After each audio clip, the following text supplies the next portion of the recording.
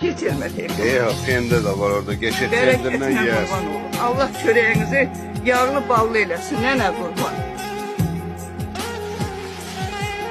Ne geçen yani onu almışsın? Hey ganim ellerim. Ellerim var Meyveli, olsun. kartoplu, soğanlı, her Ellerim şey var almışam. olsun. Nene kurban ellerim. Yaşa yumuşak şakalat almışam. Sayla Şakalat sesle. almışam. Şirniyetler almışam. Biri mağrurlar. Kardeş. 100 kilo pamuk gelen sana. Bana koyaldı senden ha, aynen.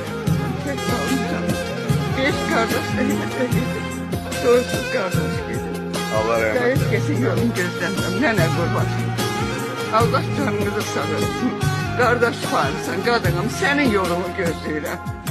Bana böyle küm eləyənlərin əlləri var olsun. Hara gedəsiz, sağ gedin, salamat gəlin.